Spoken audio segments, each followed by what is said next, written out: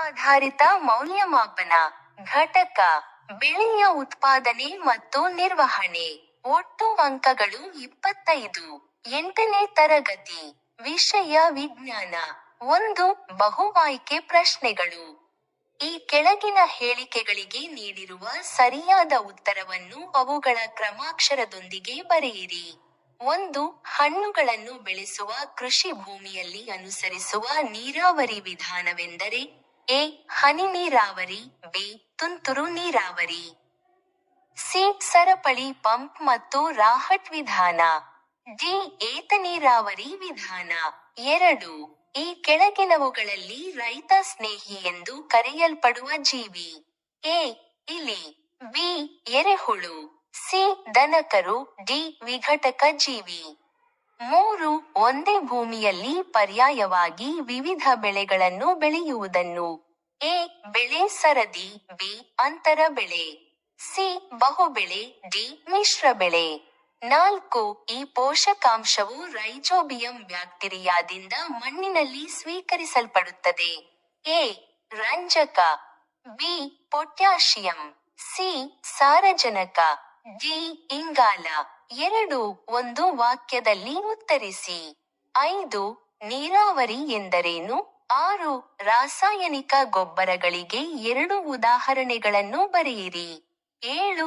Legume ಜಾತಿಯ ಬೇರುಗಳ ಗಂಟುಗಳಲ್ಲಿರುವ bacteria ಹೆಸರಿಸಿ. 3. 2 ಅಥವಾ 3 ವಾಕ್ಯದಲ್ಲಿ ಉತ್ತರಿಸಿ. 8. ಉಳುಮೆ ಎಂದರೇನು? ಉಳುಮೆಯ ಯಾವುದಾದರೂ 2 ಅನುಕೂಲಗಳನ್ನು ಪಟ್ಟಿ ಮಾಡಿ.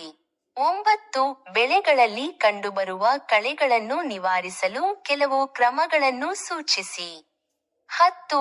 ಕೃಷಿ ಉಪಕರಣಗಳಾದ ನೇಗಿಲು ಮತ್ತು ಎಡೆಕುಂಟೆಯ ರೇಖಾಚಿತ್ರ ಬರೆದು ಭಾಗಗಳನ್ನು ಗುರುತಿಸಿ.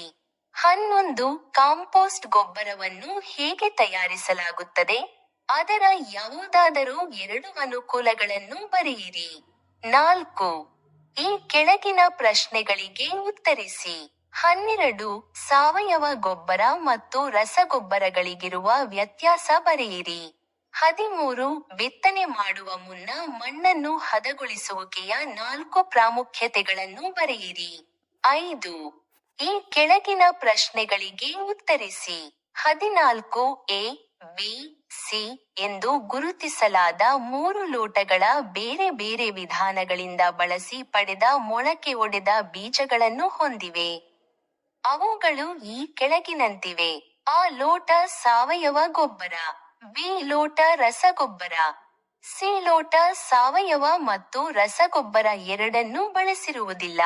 ಈ ದತ್ತಾಂಶವನ್ನು ಆಧರಿಸಿ ಕೆಳಗಿನ ಪ್ರಶ್ನೆಗಳನ್ನು ಉತ್ತರಿಸಿ. 1. ಯಾವ ಲೋಟದಲ್ಲಿ ಬೀಜಗಳು ಕಡಿಮೆ ಪ್ರಮಾಣದಲ್ಲಿ ಮೊಳಕೆಯೊಡೆದಿವೆ ಮತ್ತು ಏಕೆ? 2. ಯಾವ ಲೋಟದಲ್ಲಿ ಬೀಜಗಳು ಅಧಿಕ ಮೊಳಕೆಯಾಗಿರುವುದನ್ನು ವೀಕ್ಷಿಸುತ್ತೀರಿ ಮತ್ತು ಏಕೆ?